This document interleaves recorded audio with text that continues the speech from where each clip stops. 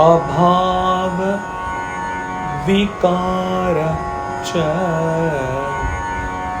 स्वभावात् इति निश्चयी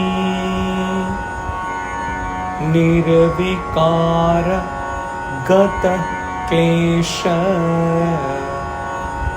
sukhenaivopaśāmyati.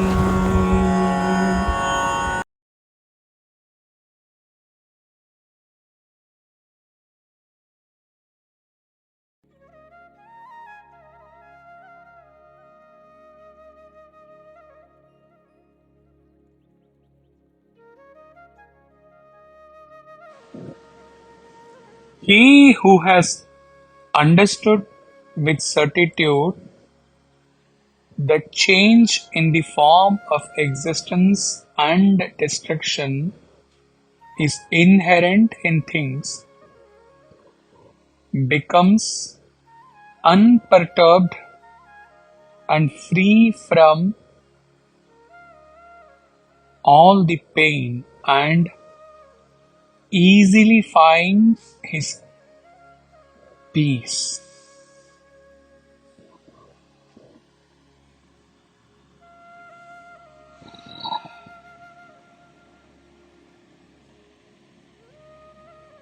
Let us look around ourselves,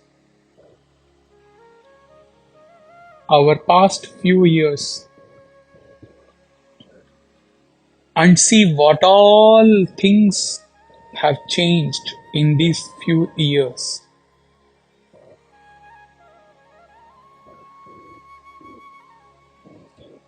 The human beings around us changed. Relationships changed.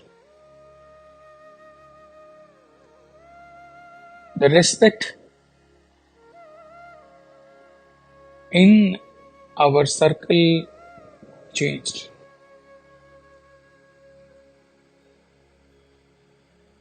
Our position changed, job changed, power changed, health changed.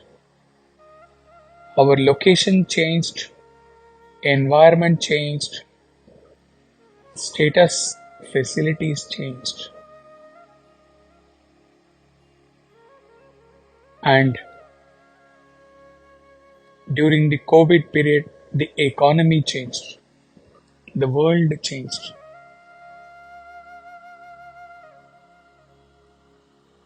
All these changes were noted by him after he had returned to India,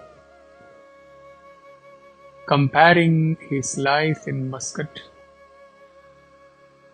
and whatever happened in Muscat in the few years before returning to India. He is sure that you can also correlate most of these changes in the past few years, if not all, in your life also.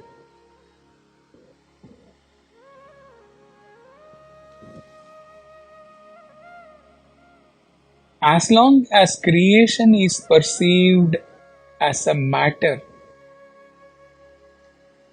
as filled with objects, the matter or objects would keep changing, would be existing and then perishing.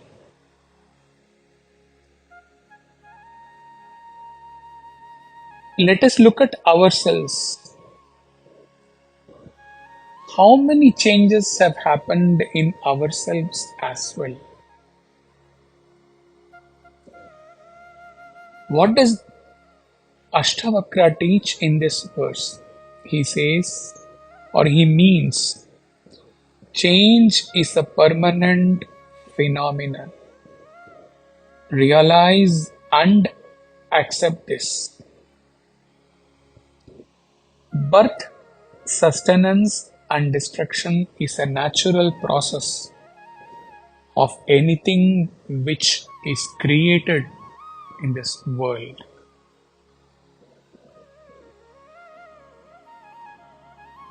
To two lines from two different songs, Tamil old songs. One line says, Indru netru vandadellam naalai maaralam. Whatever has come or whatever has been happening yesterday and today may change tomorrow. And as though the answer for this, another line from another song which echoes the essence of this verse. It's totally a different song's line which says, Maruvadai purindu kondal mayakkam telindu vidum. If we come to realize and accept that all things keep on undergoing changes, then our delusion will be removed once for all. As long as we have attachment or aversion towards anything,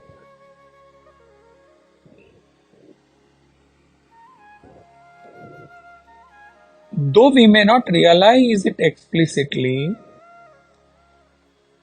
we are believing within ourselves that the object or human being towards we have attachment or aversion is going to exist forever in the similar state in which he is or it is. We believe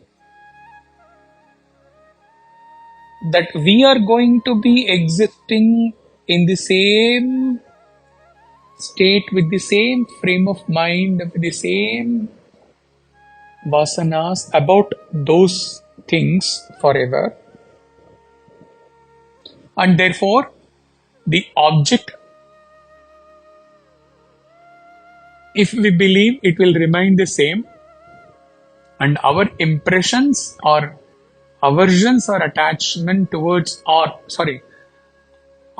and we are going to be the same forever, then obviously our attachment or aversion towards that object or human is also going to be the same as it is now.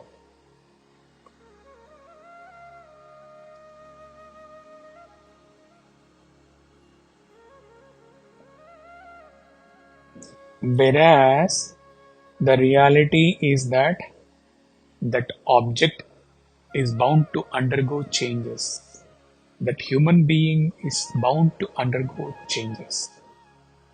And we are bound to undergo changes.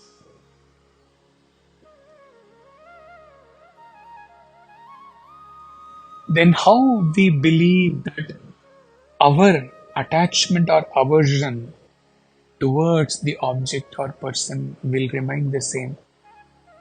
Is it not very illogical?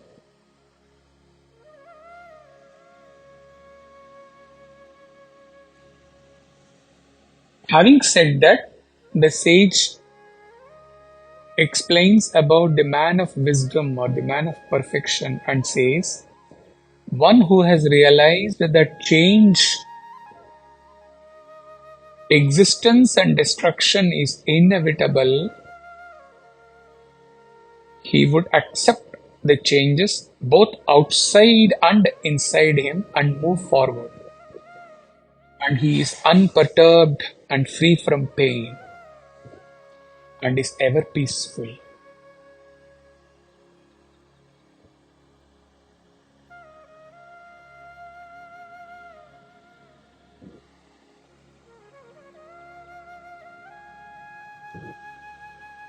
Before realizing this, we might have looked at each person around us in our nearer circle as a person with flesh and blood, with his unique vasanas and with your vasana about that person. But after realizing what the man of perfection has realized,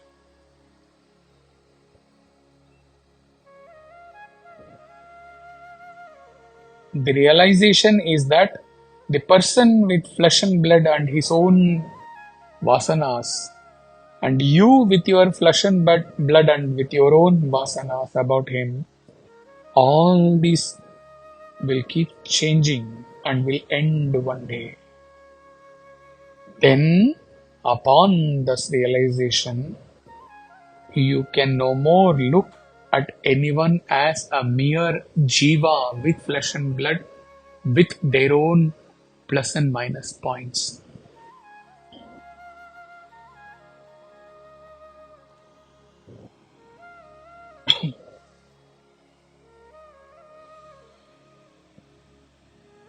He poured to few day before yesterday further on the illusory nature of objects, appearing and disappearing nature of objects, like the objects which appear in a magic show. And after that pour ended, he messaged to them, knowing this illusory and ever-changing nature of all objects, a Jivan Mukta goes beyond their forms.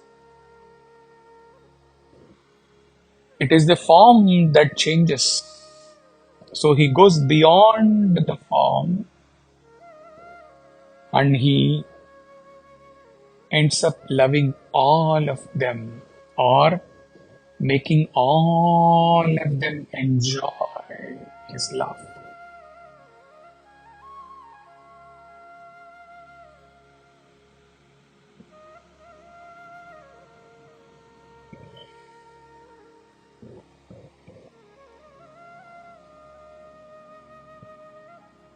Those who went through his messages would be in total surprise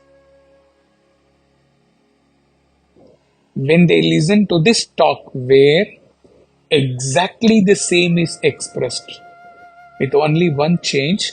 There he messaged that he loves all. Here the verse says he is ever peaceful. And loving all is to be ever peaceful. He has understood with certitude that change in the form of existence and destruction is inherent in things. He becomes unperturbed and free from this pain and easily finds his space, said this verse. This finding the ever-flowing love or peace within, upon realizing the ever-changing nature of everything in creation, is the ultimate state of existence, not a temporary state in the meditation.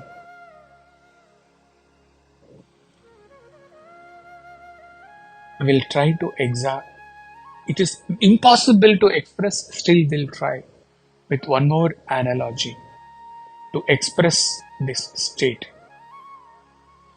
See, till the time we have not realized self. Imagine our inside heart, mind or heart, let's say heart.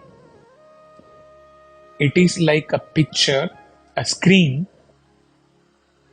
in which so many motions, so many play is going on. Some good, some not good, some disturbing, some thrilling, some sad.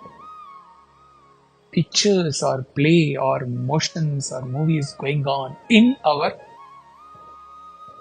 heart screen. And when we look up or when our senses perceive this world, let us visualize that the world is also a screen with same many different nature of images or play or movie or motion is going on.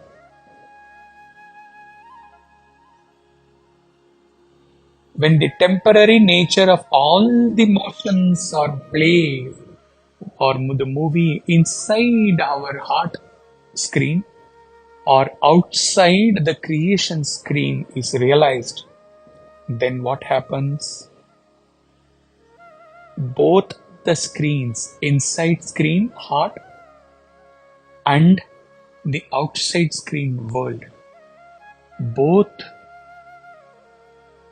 become pure white screen with no commotions, no motions, no play happening inside and outside. Both screens are rendered pure. This purity results in what is said in this verse, unperturbed, peaceful state. He wrote day before yesterday to few of you, you may be mixing with many. He stays alone. He stays silent. But you cannot love anyone to the extent he loves. What did he mean? His love is no more towards any person. His love is all-pervading and is beyond the ever-changing objects in the creation. His love is not towards person 1, person 2, person 3, person 4.